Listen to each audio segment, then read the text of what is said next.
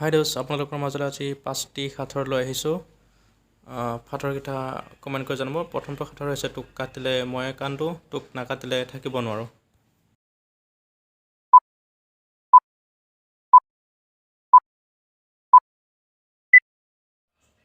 হয়, আপোনালোকে যিটো ভাবিছে সেইটোৱে হয়, উত্তৰটো হৈছে পিঁয়াজ।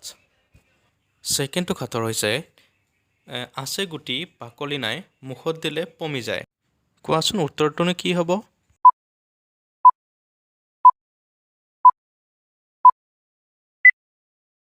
উত্তৰটো হৈছে বৰফ। ইয়াৰে 3 নম্বৰ সাঁথৰটো হৈছে কি পানীত মাছ নাই।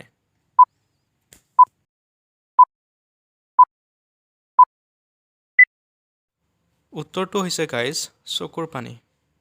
আহিলা গলা, গলা আহিলা আকৌ নাহিলা। উত্তৰটো কি হ'ব বাৰু? সোনকালে কমেণ্ট কৰি জনাওক, জল্দি। পালেনে উত্তৰটো বিচাৰি? উত্তৰটো হৈছে দাঁত। আজিৰ 5 নম্বৰ সাঁথৰটো হৈছে 3টা আখৰৰ বস্তুটোক সকলোৱে পঢ়ে, প্ৰথমটো এৰি দিলে গৰম অনুভৱ কৰে। সোনকালে কমেণ্ট কৰি জনাব, টাইম ষ্টাৰ্ট।